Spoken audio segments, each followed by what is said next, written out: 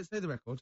Say the record you played. Go on. This is free association. Yeah, brilliant. Right. Shadow would not. Yeah, and what did you just say to me just before this was ending? He just looked over at me and went, "Are there any animals without a brain?" No, but hang on a minute. No, right. And I went, "Yeah, there's animals that are." He went, "I was going to talk about this, but it's sad. There's a lad born without a brain, and he laughs a lot, and his hearing and his sight's okay." I'll go, "Well, that's impossible. If he's without a brain, all that is impossible." And he went, "Well, it was in the magazine." No, it was in a book that somebody sent. Right. And I didn't want to bring it up. It is a bit sad, really. Like this, young lad. There's a picture of him sat there with his mum. And what? Carl.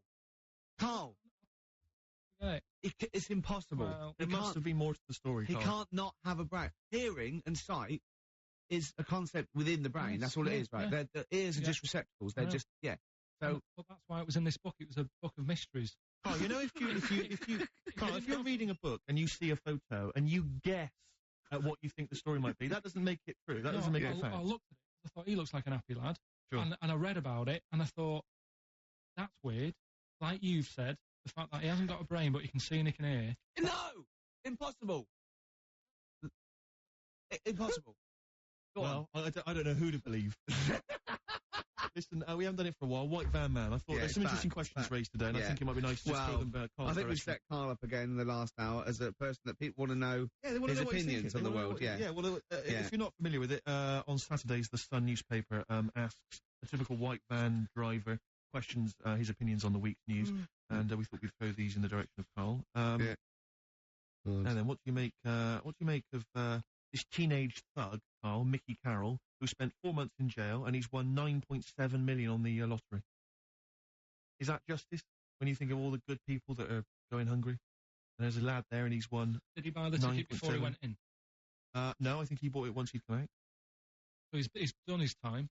He's done his time. Fair enough. Then he's been punished. Yeah. Right. He's bought a ticket. He's had a lot of bad luck. Mm-hmm.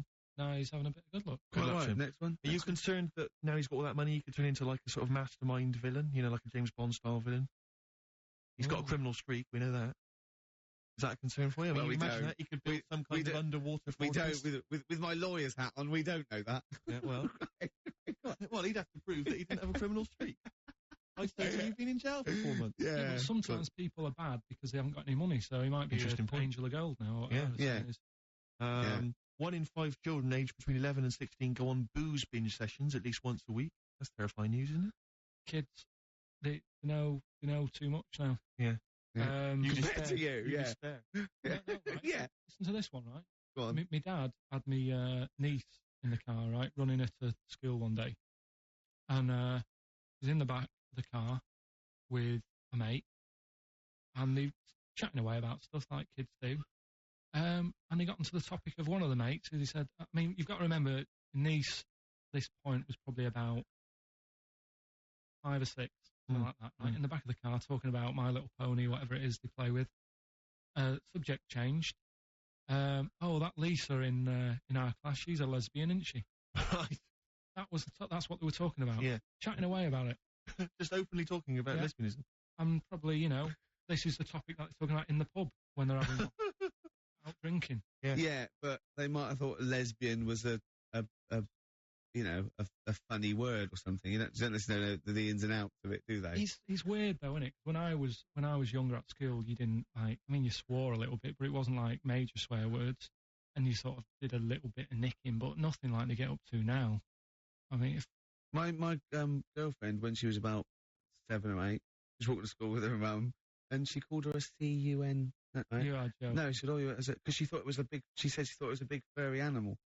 She was being nice. And I remember, where'd you hear that? Where'd you hear that? I just heard it at school. So they might not know what it means. Well, I tell you, I'm going to have to use kind of euphemisms here to tell this story, but when I was at school, I learned, the stronger version, it's not the same word, but it's very similar with one letter changed. I'm going to use twit. Yeah. You know the word I'm thinking of? Yeah. But I'm going to use the word twit to replace it, right? And I went round... Do you think that's twat? Yeah. All right. That's what I'm thinking of. And, can I say it? Am I allowed to say it? No, it's weird, though, because some people from Cornwall use that like saying twit. So, if people listen to Cornwall... Do you know a twit is a pregnant goldfish? Well, I learned the stronger version of twit. Yeah. Twat For those that aren't sure. I learned this in school when I was like 10 or whatever, and I didn't know what it meant. I thought it was just a stronger version of twit. I thought it was just if you were really annoyed with someone because they were a real twit. Because I is worse than I. Exactly, apparently. So, Carl would be a twit. And so I started using this at home because I didn't realise what it meant. I started using this at home. Oh, you twit, you're a twit. And saying it to my dad, you're a twit. I'm not saying twit. Yeah. And my dad didn't know what it meant either. Right. I couldn't believe. So he started using it as well, right? So then we'd be driving in the car. He'd be saying to my mum, "You stupid." He'd say to my mum, "You just don't pull over, you're going to bump it." Saying this. Now I learned at school from Mark Johnson what it really meant. Yeah. Stopped using it, obviously finding out it was quite an offensive word. Yeah. I didn't want to bring it up to my dad. I didn't want to sit my dad down and say, "Dad, you know that word we've been saying? Yeah. You know what it means?" So now, to this day, I've never brought it up with him. So we'll be driving, I'll go in for Christmas, we'll be driving around. He'll be calling my mum.